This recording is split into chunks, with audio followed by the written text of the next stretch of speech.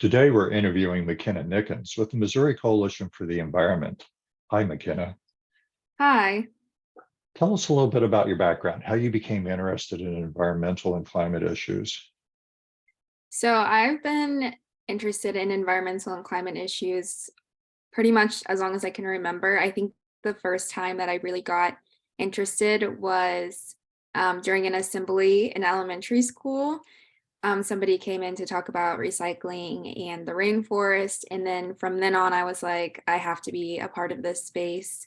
And I've been passionate about it ever since.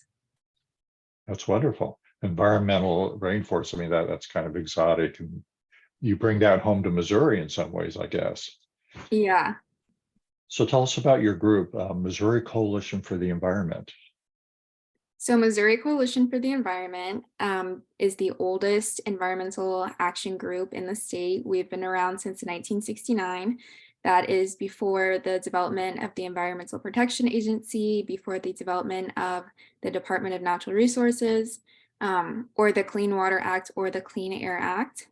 We were founded by Kay Dre and her husband, Leo Dre. He was a lawyer and she was a nuclear activist, as well as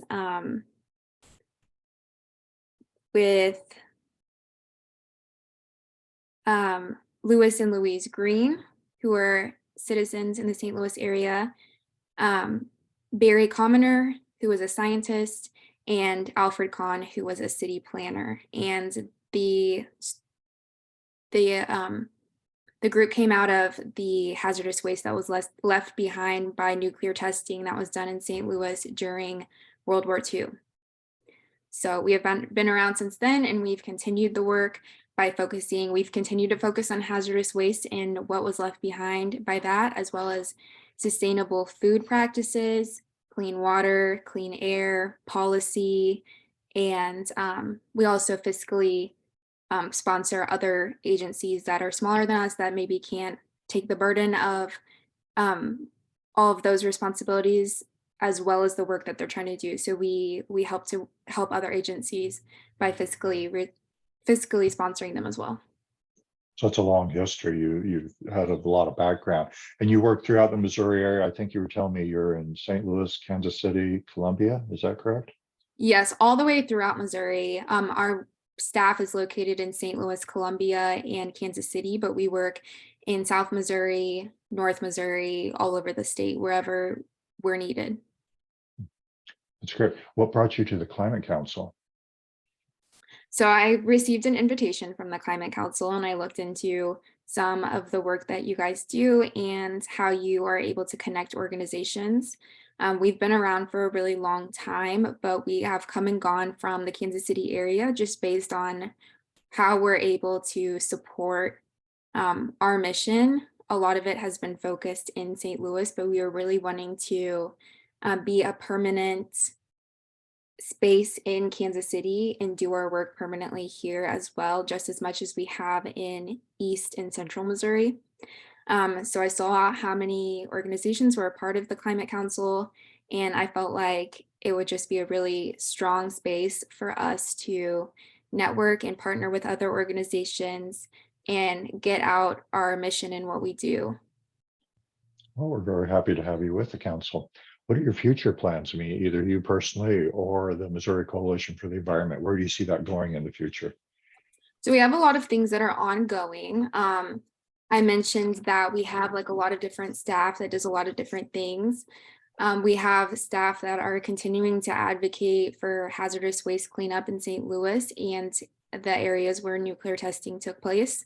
We also have our Known and Grown program, which operates up to 150 miles outside of St. Louis, and they work to educate and promote green farming practices and help those farmers that have adopted those practices help their businesses flourish, and we help them to get resources that they need in order to be successful. We also have ongoing well testing in East, Central, and South Missouri for those who are concerned about the safety of their water and their wells.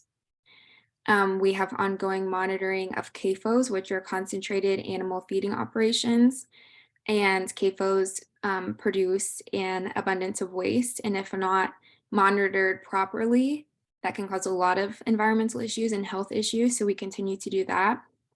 And we also track and inform the public on legislation that's relevant to climate and the environment in the Missouri State Legislature. So we send updates about that weekly.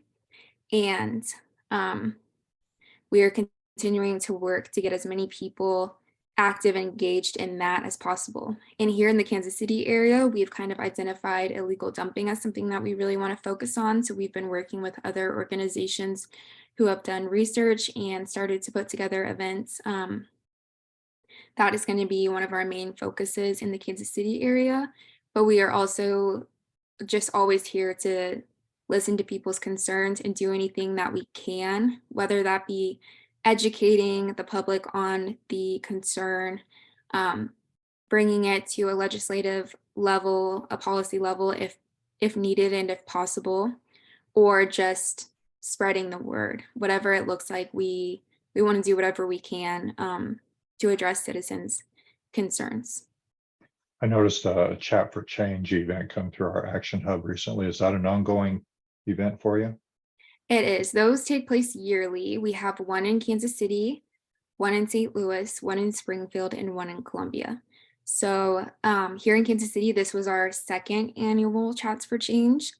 And at these events, we work to have elected officials come out, as well as members of various environmental organizations and any citizens who want to come and are interested in learning more, have their own concerns that they want to talk about, or um, just listen and be in the know about what's going on. It's a networking event for all people who are interested and active in the environmental and climate space, to make connections, to address concerns, to ask questions, and just to be heard.